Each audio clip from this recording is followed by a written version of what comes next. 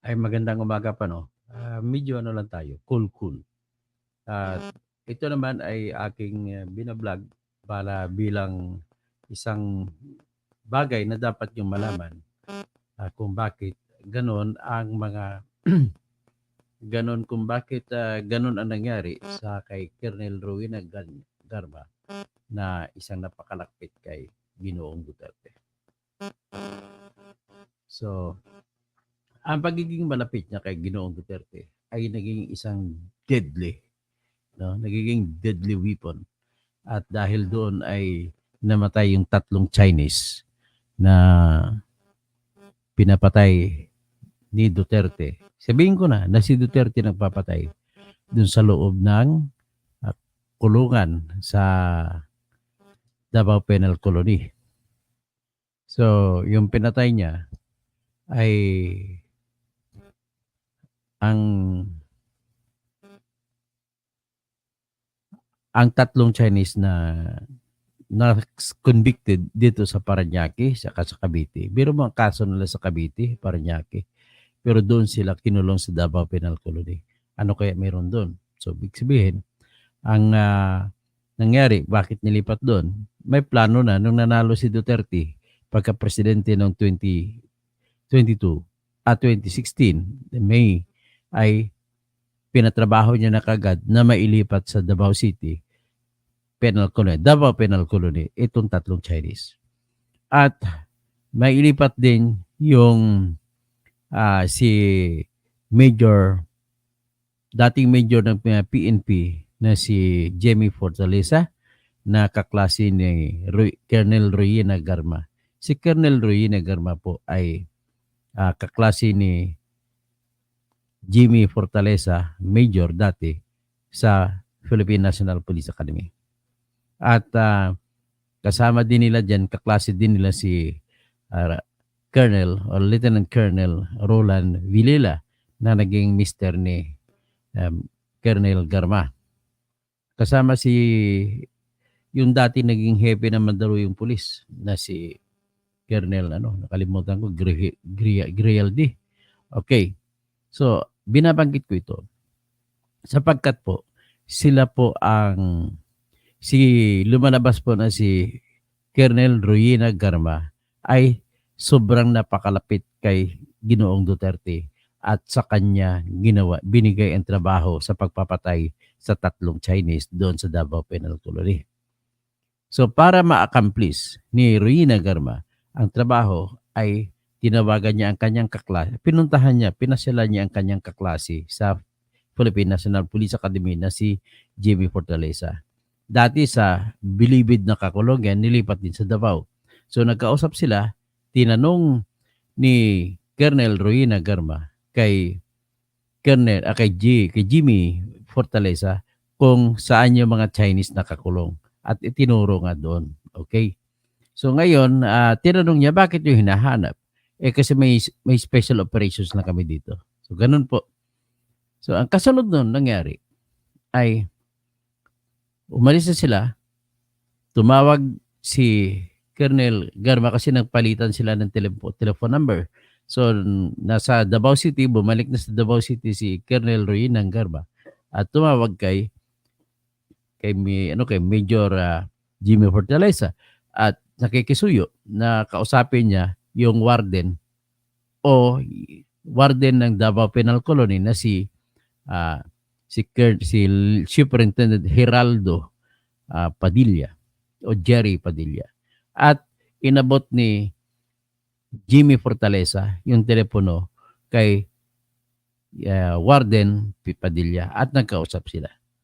Kasunod, tumawag ulit si Rowena Garma kay Jimmy Fortaleza at sinabi ni Rowena Garma na ayos na, okay na at may tao na sila sa loob. Nung time na yon, hindi pa alam ni Jimmy Fortaleza anong ibig sabihin.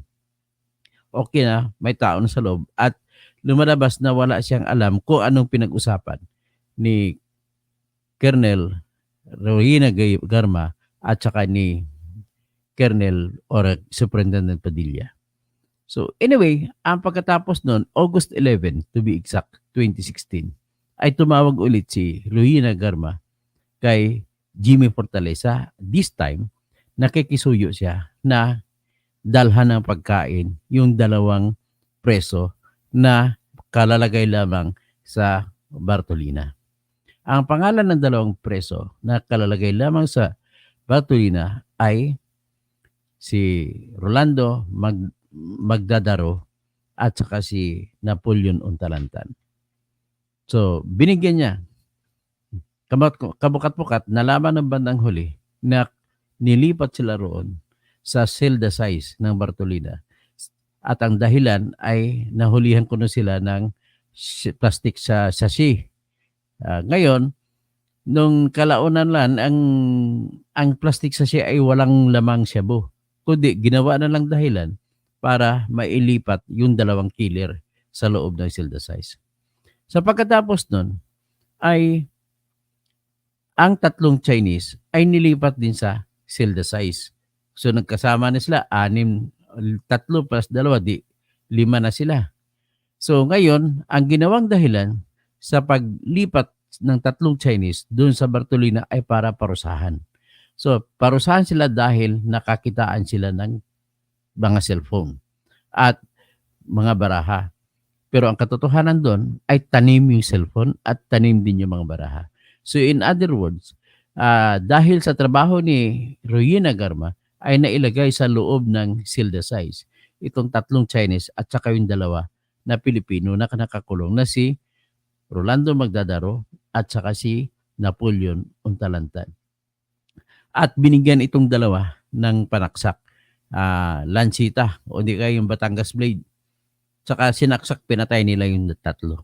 Yung pala, yung tatlo ay tinrabaho na pinuntahan yung, ang isa dong pumatay ay si Napoleon Untalantan ay kaklase ni SPO4 Arthur Narsules na tao ni Garma, na inutusan ni Garma na pumunta doon at ang 3 milyon, pinangakuan sila ng 3 milyon para patayin yung tatlong Chinese. Okay, natapos na pinatay, noong August 16, pinatay ang tatlong Chinese, ay binigyan na sila na ngayon ng 2 milyon lang. Yung pangako 3 milyon, binigay 2 milyon. And nevertheless, natapos ang trabaho, ang sinabi ni SPO, according to Napoleon Untalantan, sinabi sa kanya ni SPO4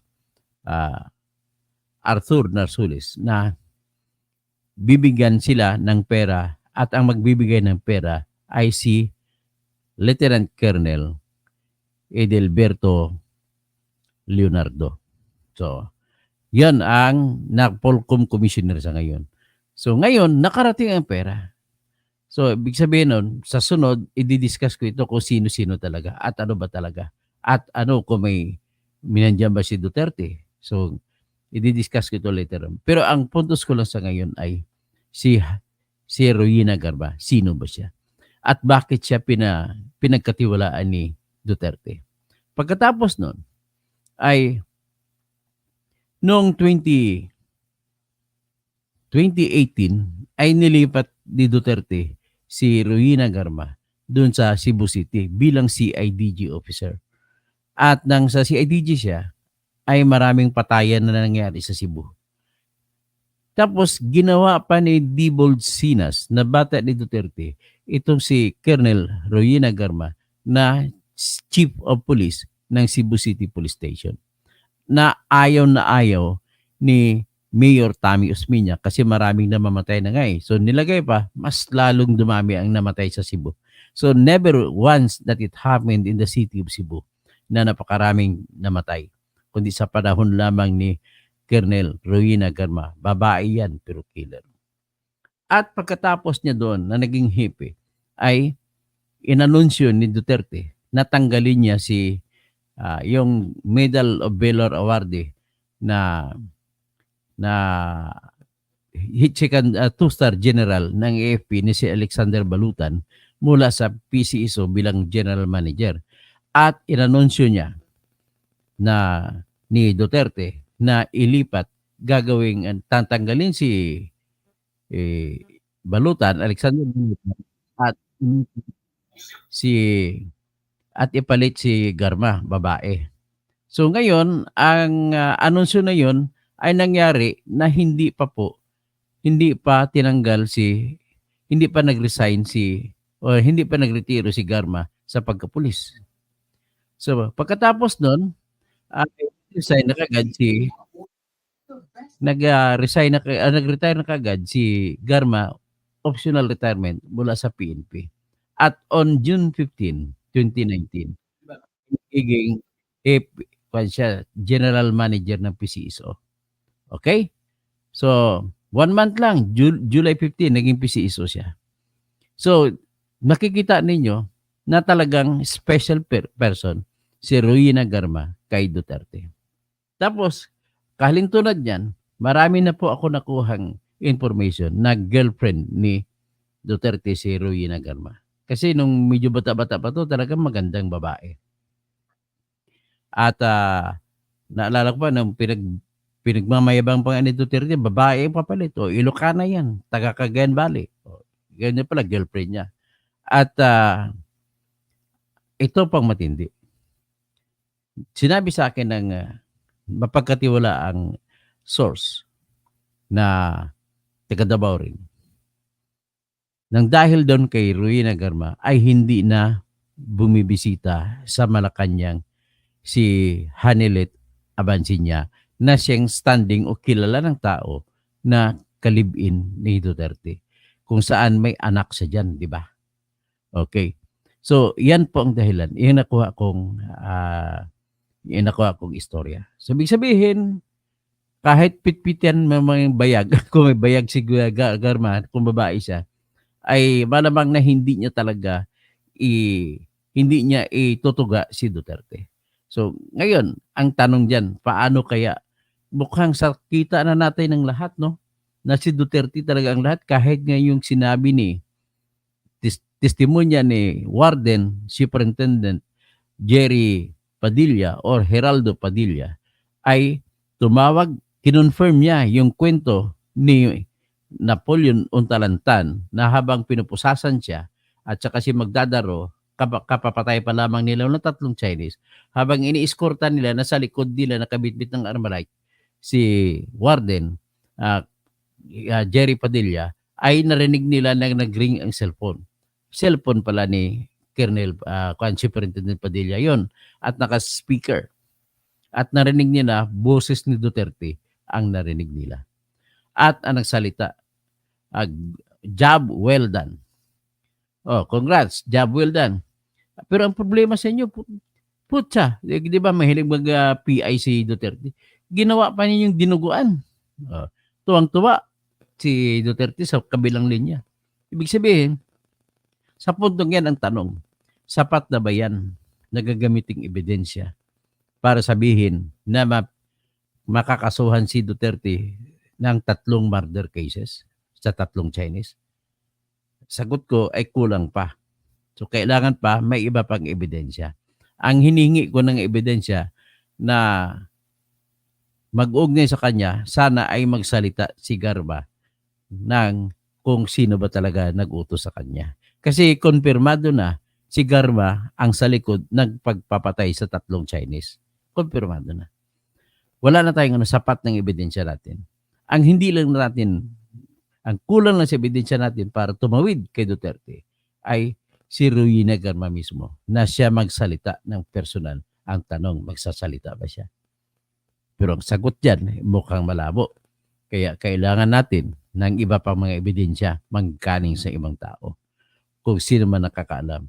So, ang isa pang pwede nating gawing ebidensya ay si SPO4 Arthur Narsoles. Kasi si SPO4 Arthur Narsoles ang pumunta kay Leopoldo Untalantan at kumontak sa kanya, kaklase kasi niya, at may alok na 3 milyon para patayin ng 3 Chinese. At ang kinuha naman ni Napoleon Untalantan na bilang partner niya para patayin ng Chinese ay si Andy Magdadaro. So, ganoon. So, ibig sabihin, nakikita natin ang missing link ay meron sa likod ni Garma. Sino ba? Ang missing link na lang dyan, si Garma magsasabi. At saka si kung si Arthur Narsoles kasi hindi pa siya napatawag at kung mapatawag siya, masana ikukumpirma niya na totoo yung sinasabi ni ni Leopoldo Untalantan na siya ay kinausap niya si Leopoldo Untalantan na bibigyan na sa 3 milyon para patayin yung 3 Chinese. Kahit hanggang dyan na lang. At ikonfirma niya na ang nagbigay sa kanya ng pera para ibigay na reward o pabuya sa kay Magdadaro at saka kay Tan sa pagpatay sa 3 Inchik ay ikonfirma niya na si Colonel Edilberto Leonardo. So, yan ang kailangan natin dyan. At ikonfirma niya rin na siya ay tao ni Ruina Garma. At kung siya ay tao ni Ruina Garma, ikonfirma niya rin na yung operation na yun, special operation, ay utos sa kanya ni Ruina Garma. So, yan ang ating ngayong kakailanganin. So, ngayon, behind that, bukas natin yung pag-usapan, maghanap din ng ibang ebidensya. Pero ang pinaka-importante sa ngayon po ay ulitin ko lang. Nang dahil kay Ruina Garma, inaway ni Hanilet Abansinya si Duterte. Yan po ang nakuha kong balita. Okay? So with that, magandang umaga po sa lahat at ba tayo matutulog na muna. Si kay Rodolfo Marites Diaz, Katoto, Noemi Del Monte Palmes, Doktoto, ang pagbaton sa bayad nga 2M, dugang ebidensya. Okay na siya, wala na problema yon. Hanggang doon, ang kasunod yan, i-discuss ko bukas. Kasi kung paano diskarte sa 2 million na yan. Okay? So, Gia, good evening, Engineer Toto. Nathaniel Ancheta, good morning, Atty. Toto. Nina Lugi, hello po, Atty. Toto Bunyog. Efren Antonio, naimbag abigat, Atty. Toto Kausing. Naimbag abigat, kada kayo amin, mga kapsat ko. Nina Lugi, salamat sa sticker. Rambo 123, dapat marinig natin ang panig ni Honey. O nga sana. Okay, Bernardo Minjula Idnalagim. Good morning, Kabunyog, Senator Katotohanan, Kausing, watching in Commonwealth, Quezon City. Nords M. Lumabaw, watching from Santa Maria, Bulacan. Tapos si Merjan Destrisa, gandang umaga po sa aming soon-to-be senator at napaka-humble, masipag, matalino at mabait na abogado at ng bansang Pilipinas. Si Kabunyog Jun Kabinbin. Good morning po, Kabunyog. Dr. Kabunyog, Toto Kausing. Kita-kits tayo mamaya. O kita-kits tayo mamaya. Nandun po ako kanina. Ikwento ko sa inyo. At maraming salamat sa Bunyog. At inendorso na ako na official candidate ng Bunyog para pagka-senador. Yan po ang affair kanina, no, sa National sa National Convention ang pagtawag doon sa atin. Kasi bukas, mamaya may meeting tayo. Ricky Mantili, good morning. Attorney Engineer Toto Kausing, Senator ng Masang Pilipino. Nords Lumabaw, good morning. Chair Arnaiz, Alan Daos Gaboy, good morning. Attorney Engineer Toto Kausing. Kayo po number one sa aming baluta kasama kamag-anak at pamilya ko. Salamat, Alan. John Aristolapid, watching from Bowling Green, Ohio. Rolando Tirado, ay mga taga Marcelo Green sa Parañaque. Sila ti Pastor Rosa Canizal, si kaibigang Carlitos Lito. Kalimutan ko ba apelyido ni Lito . So anyway, Belga. Okay, si mga Bicolano 'yun, mga kaibang maray na aga sa inyo, sa mga taga Parañaque na mga Marcelo Green. So Rolando Tirado, Victoria's Choice, magandang umaga. Nelly Carmel, good morning po, Attorney Engineer Dr. Toto, good luck to your future Bunyog party list. Watching from New Zealand, Manuel Toribio, good PM from Virginia. Elvira Riza Arizo, good day po, Engineer Toto. Watching from San Diego, California. Frederick Iloro, good morning, Idol Toto Kausing, future Senator ng Masang Pilipino. Renato Serra, Jerica Lonstedt, Marisa Garcia, tapos Antonio Aban, Russell Zeta, tapos sino pa? Si Yudi Marbella, watching from Dubai. Sakura 35, si Yudi Marbella. Kano mo yung si Mark Marbella, ang bali naging husband ng pamangkin ko. So, sa Cora 35, we will vote for you. Salamat po. Romeo Platon, good morning. Morning. Indian natuto kasi ingat lagi. Sana mabigyan pa ng kalutasan ng kaso ni Kapper Silapit. Malapit na po yan sa tingin ko. Kasunod na matapos na pinahuli ni Bongbong. Thank you naman kay Bongbong at pinagpipilitan niya hulihin si Kibuloy at saka si Alice Go. Dapat kasunod naman, Mr. President, happy birthday, belated happy birthday. Kahapon, 67th birthday niya, ay pahuli mo naman si Bantag. Peace lang. Juking, good morning, Senator. Phil Labot, naubos na oras ng pagbati kaya nilipat ko na. Okay. Nestor Reyes, very, very clear. Ang organized explanation, Dr. Toto Kosing will vote for you. Salamat po. Nina Lugi, sana next mahuli na si Bantag. So, Nestor Reyes, very, very clear, no? Binasa ko na pala. Si Romeo Platon, nabasa ko na Jody, at saka nabasa ko na. Hanggang dyan lang siguro tayo no, ngayon, no? At Jampoy C, humabol pa si Mabuhay ang mga kabunyog. So, mamaya po ang National Convention ng Bunyog Party List.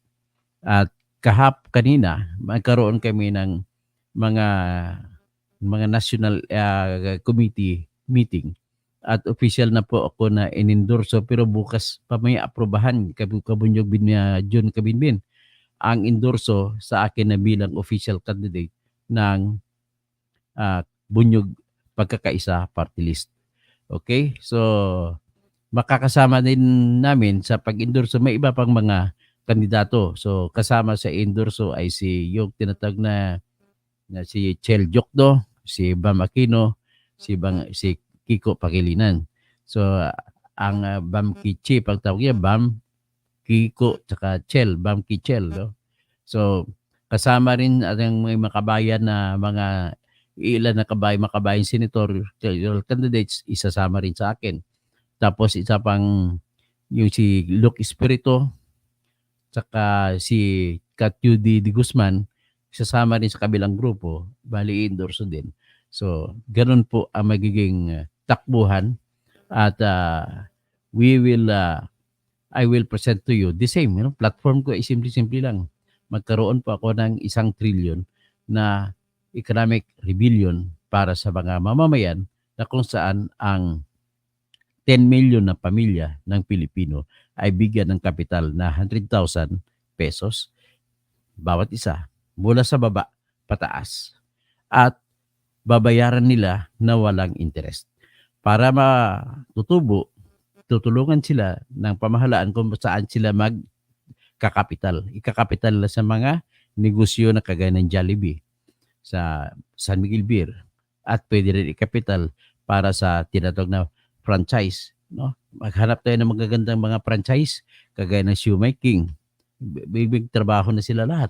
May trabaho na, may negosyo pa. Ganun ang makikita natin. So, na-expect ko na yan, ipagdetalyihin ko na lang yan, na-expect ko na within 1 year, may babayaran nila yung utang. 10 milyon na tao yan, magkakaroon ng trabaho, magkaroon ng capital, okay? Next, at the same time, magpapanukala din ako na magkaroon ng 1 trillion na investment fund para sa lahat ng mga korporasyon ng Pilipinas na gusto mag-expand at pipilitin natin sila magpalakihin pa kanilang negosyo. Kagaya ng San Miguel Beer, palakihin natin negosyo nila. Hindi Beer, kundi San Miguel Corporation. Gaya ng Pure Foods, palakihin ng negosyo. Lahat-lahat sila, Magnolia, kahit lahat ng mga negosyo sa Pilipinas, palaguin natin. At mag-invest tayo sa mga lokal na mga invention ng ating mga Pilipino. Diyan na natin kukunin. At ang mga inventors natin ay magkakaroon na ng kapital na magtatayo ng kanilang mga expertise. Kagaya na sa mga narinig ko, may mga Pilipino na naka-invento ng drone na taxi. So, dapat mag-invest tayo dyan para sa mga ganong bagay. At siyempre, dagdag yun na value added na property ng Pilipinas na yan. Kapag meron tayong invention, meron tayong produkto. Hindi na umaangkat lamang tayo. Ang pangatlong 1 trillion ko na pondo ay ipapanukala ko na massive agricultural rice, primarily rice na farming. At sa 1 trillion, kukunin doon ang pabili ng binhi, ibibigay sa libre sa lahat ng farmers. Tapos kukunin din doon ang pambibili ng lahat ng ekwipo na ipagamit sa mga farmers. At kukunin din doon ang mga pambili sa fertilizer. So ngayon, pagkaganon, kukunin din doon ang kalahati doon ng 1 trillion ay gagamitin pagpapatayo ng lahat. Kailangan lahat ng mga lupa na sakahan para sa palayan ay dapat mayroong irrigation. Tingnan mo, ilang ektarya ba meron ang Pilipinas para sa sakahan ng bigas ng palay? 4,800,000 hectares. So sa ngayon, mabuti na may 1 million hectares ang may irigasyon. So ibig sabihin kung may irigasyon, 2 hanggang 3 harvest sa isang taon. Pero kung walang irigasyon, umaasa lamang sa ulan. At ang ilang beses lang mag-harvest sa isang taon, isang beses lang. So ngayon, kung lalagyan ko ng irigasyon yan, mayroon pang suporta sa bindi, mayroon suporta sa makina, lahat-lahat, pati fertilizer, pati herbicide, ay naka-expect kayo ng the rest na 3 million hectares ay magpo-produce ng 3 beses na ani ng bigas. Hindi na natin kailangan mag-angkat sa ibang bansa. Ganon mangyari. At tataas ngayon ang moral at halaga ng trabaho ng ating mga magsasaka. Yan po ang aking plano. At sa patungkol naman po sa larangan ng katarungan ay magpapanukala po ako na kung saan dapat ang lahat ng ang mga desisyon sa mga lahat ng kaso ng ombudsman ay mga tao na po magdesisyon. Anong gagawin natin? So, ipapanukala ko na bawat probinsya sa atin o bawat lungsod ay sa kada kaso na isasampa, halimbawa, nagnakaw si congressman, nagnakaw si mayor, nagnakaw si gobernador, nagnakaw kung sino-sino mga kawani ng pamahalaan natin. So, para mabilis, para mawala yung tinatawag na korupsyon, kailangan mabilis din ang aksyon. So para maging mabilis, kailangan ay mabilis din ang magdidesisyon. So paano maging mabilis? So ibibigay na natin ngayon, magbubuo tayo ng kada probinsya, kada city, ng tinatawag na hukuman ng bayan.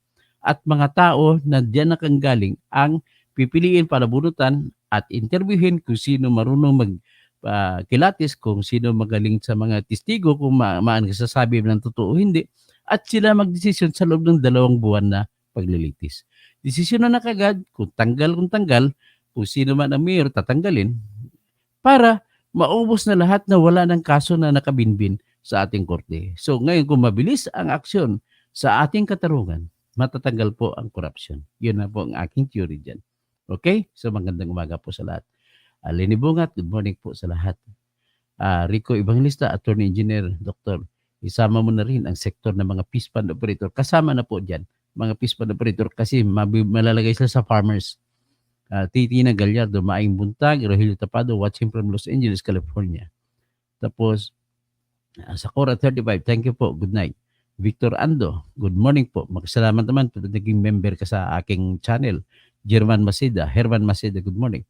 So, tapos si Bernardo Mindiola, good morning. Rinaldo Garcia, good morning. Sa Nina Luge, Rico Evangelista, Sebastian Sartin Gonzaga, tapos Chef Ed Chua, bilib ako sa Intel Butter to kausing. Okay, Barbel Malabad, tapos sa Romeo Platon, kampanya kita to kausing, Jampoy C, mabuhay ang mga kabunyog at good work. Tapos sa Nina Luge, JD Adaven, sorry po engineer, kausing late ako, mabuhay po kayo, salamat. Ju King, good morning, Senator. Phil Labot, maubos na oras sa pagbati, kaya hinilipat ako na. Nestor Reyes, very, very clear ang organized explanation. Toto Koseng will vote for you. Elvira Lubo, Romeo Platon, Teodi Marbilla, magandang umaga po sa lahat. At ako magpapaalam na muna at ako'y natutulog pa kasi meron pa kaming pag-usapan ng lahat ng bunyog. Noli Marquez, makatarungan po ba bigyan ng budget ang OBP ng 2 billion pesos? So dapat, alam mo, sa usaping budget, dapat magtipid. Dapat sa negosyo yan. Ang problema lang, budget ni Sara ay napunta sa ayuda. So, kung ako tanungin mo, kapag lagi nang tayo ng ayuda, nagpo-promote tayo na magiging tamad ang tao natin. Whereas sa aking plano na 1 trillion economic rebellion ay mapipwersa ang tao na magtrabaho. May capital sila eh. Ganun ang gagawin natin. So John Patulot, good morning. Daisy Vargas de la Torre, good morning. So Dolly Marquez, good morning ulit. Okay, magandang umaga po. Ha? Rowena Garma, Hanilet Abansinya, Digong Duterte.